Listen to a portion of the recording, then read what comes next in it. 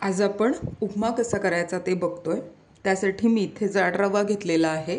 तुम्ही बारीक रवा घेतला तरी चालेल, माझ्याकडे आत्ता हाच होता, तर तो साधारण पाऊण वाटीच्या थोडा जास्त रवा घेतलेला आहे। त्यानंतर आपल्याकडे शेंगदाणे आहेत, मोहरी, जिरे आणि उडीद डाळ हे फोडणीसाठी लागणार आहे। त्याचबरोबर कांदा चिरून घेतलेला आहे, मिरची आहे, कढीपत्ता चिरून घेतलेला आहे म्हणजे तो कोणी बाहेर काढत नाही, आलं आहे आणि कोथिंबीर आहे। त्याच प्रमाणात आपल्याला थोडं तेल आणि तूपसुद्धा लागणार आहे। हा रवा आपण आधी तुपावरती भाजून घेणार आहोत। इथे मी आता कढई तापवून घेते। कढईत आधी रवा टाकते। गॅस सध्या मोठा आहे।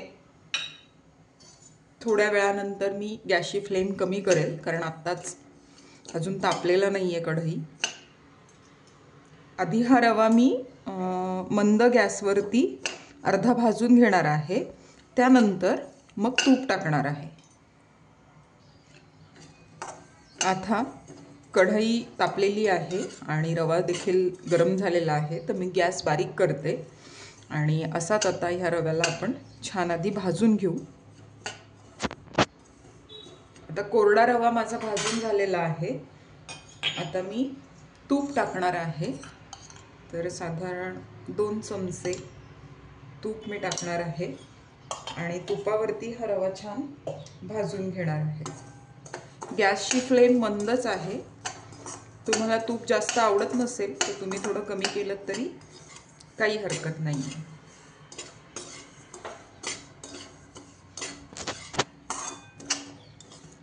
आता हा रवा छान भाजून झालेला आहे। रवा भाजल्याचा सुगंध दरवळला आहे। मी हा रवा आता या खाली काढलेल्या प्लेटमध्ये काढून घेते। तुम्हाला आवडत असेल तर तुम्ही रवा लालसर रंगावरती भाजू शकता, पण त्यामुळे तुमचा जो उपमा आहे तो मऊ होणार नाही। त्याच्यामुळे आपल्याला रवा लालसर रंगावरती भाजायचा नाही आहे। तर मी आता हे काढून घेते।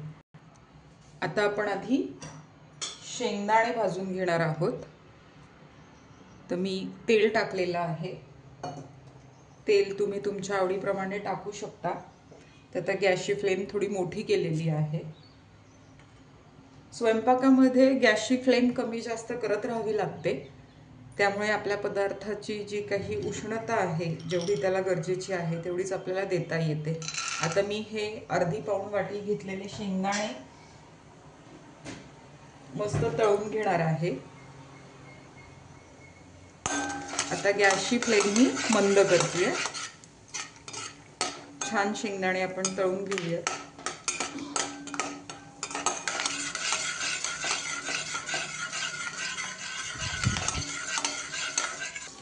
आता शेंगदाणे झालेले आहेत खरपूस, खूप लाल होईपर्यंत वाट बघायची नाहीये। आता ही जी प्लेट होती आपली सामानाची, त्यातच मी हे काढून घेणार आहे, म्हणजे भांडी जास्त होणार नाहीत।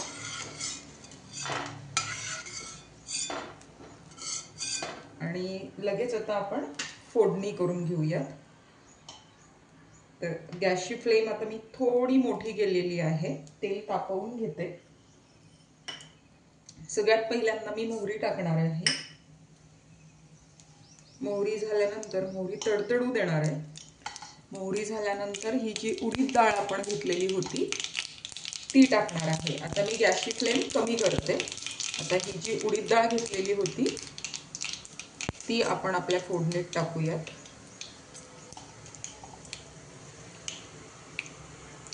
गॅसची फ्लेम ही मंद आहे।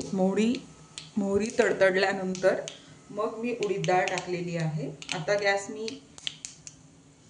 कमीच ठेवणार आहे। जिरे टाकतीये,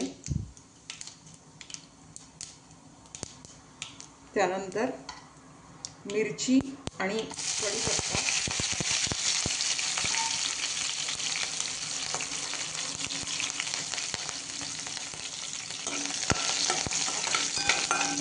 आणि लगेचच आपण आपला जे काही कांदा आणि आलं होतं तर ते टाकणार आहोत।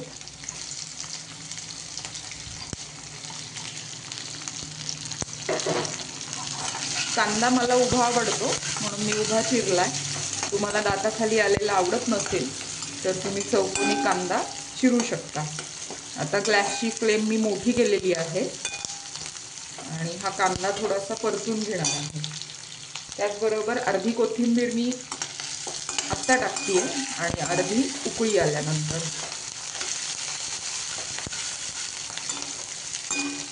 आता गॅसची फ्लेम परत स्लो केलेली आहे.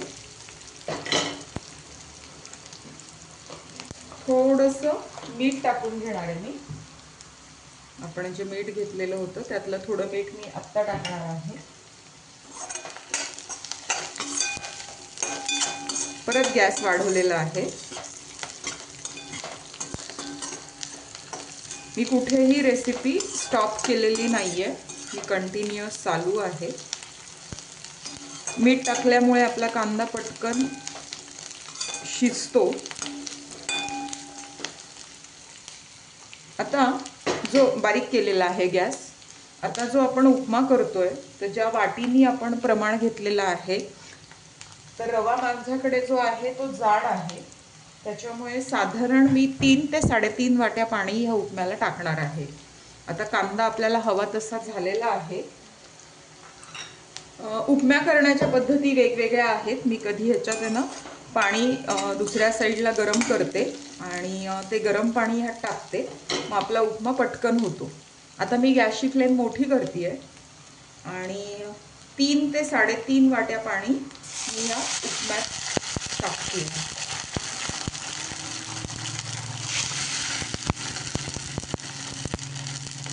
2 वाट्या झालेला आहे. ही तिसरी वाटी आणि साधारण 3.5 वाट्या पाणी. आता तुम्ही म्हणाल हे पाणी जास्त आहे का? थोडं जास्त आहे, पण माझ्याकडे जो रवा आहे तो जाड आहे, त्यामुळे मी 3 ते 3.5 वाट्या पाणी टाकलेलं आहे.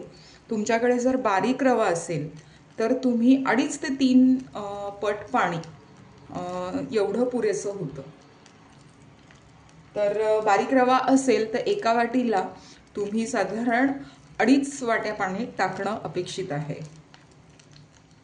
कारण उपमा मध्ये जो रवा आपण वापरतो तो छान फुलून येतो. जर तुम्ही पाणी जास्त वापरलं नाही तर तो उपमा जो आहे किंवा रवा जो आहे तो फुलत नाही आणि उपमा थोडा वेगळा लागतो. तर आता पाण्याला उकळी येऊ द्यात. उकळी येते तोपर्यंत मी मीठ पाण्यातच टाकणार आहे, म्हणजे सगळ्या रव्याला लागेल ते. त्यानंतर कोथिंबीर,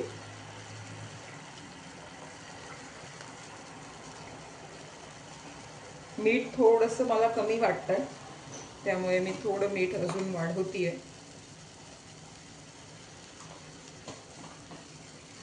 आता रव्याला छान पाण्याला छान उकळी आलेली आहे, तर आपण रवा टाकून घेणार आहोत. अजिबात घाई करायची नाही आहे,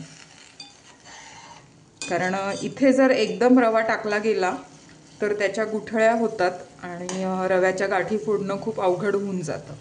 आता सगळीकडे छान पाणी उकळलंय. मी गॅसची फ्लेम मंद करते आणि हा जो आपण रवा भाजलेला काढला होता तर मी तो थोडा थोडा टाकणार आहे आणि मग हलवून घेणार आहे.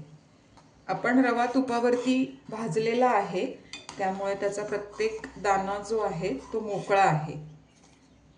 तुम्ही जर एकदम रवा टाकलात तर तो एकाच ठिकाणी गोळा होतो आणि मग नंतर ते काढणं अवघड होऊन जातं. तर अशा पद्धतीत मी हळूहळू हा जो भाजलेला रवा होता तो देखील टाकलेला आहे.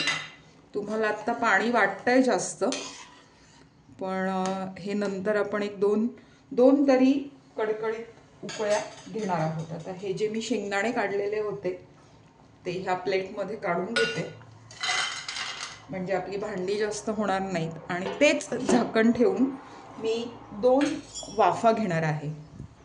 आता 2 मिनटं झालेली आहेत वाफ देऊन, तर आपण काढून बघूयात. आणि एकदा आपल्याला ह्याला छान हलवून घ्यायचं आहे. तुम्हाला शेंगदाणे जर ह्यातले थोडेसे ओलसर आवडत असतील तर तुम्ही पाणी उकळतानाच ते शेंगदाणे जे तळलेले होते ते टाकू शकता. मला कुरकुरीत शेंगदाणे आवडतात. अजूनही उपमा पातळ आहे, पण जसा जसा हा थंड होईल तसा तसा तो कोरडा होईल. आता परत एकदा आपण 2 ते 3 मिनिटांची वाफ देणार आहोत. आता 2 ते 3 मिनिटं झालेली आहेत. मी झाकण न उघडता गॅस बंद केलेला आहे आणि 5 ते 7 मिनिटं हा जो उपमा आहे तयार तो मुरू देणार आहे. आता आपण बघूयात आपला उपमा झालाय का. मी झाकण काढते आहे आणि छान सगळं पाणी आटलेलं आहे. आता मी जे शेंगदाणे तळलेले होते ते ह्या उपम्यामध्ये टाकणार आहे आणि आता आपण उपमा सर्व करूयात आणि बघूयात कसा झाला आहे ते इथे मी त्याच प्लेटमध्ये उपमा काढते आहे. आता प्रेझेंटेशनपेक्षा आपण कमी वेळात आणि कसं छान करायचं ते बघतो. माझ्याकडे सध्या बारीक शेव आहे त्यामुळे मी ही शेव टाकते आहे आणि लिंबू असेल तर लिंबू पिळा किंवा ह्या उपम्याबरोबर तुम्ही लिंबाचं लोणचं देखील देऊ शकता. तर आता आपण बघूयात कसा झाला आहे आपला उपमा. मी खाऊन सांगते. छान झाला आहे. हा जसा अजून मुरेल तसा अजून घट्ट होईल. तर नक्की करून बघा. आणि ह्या उपम्यामध्ये आलं टाकलेलं आहे. तर ही माझ्या सासूबाईंची पद्धत आहे की त्या उपम्यामध्ये आलं टाकतात. तुम्ही पण टाकून बघा.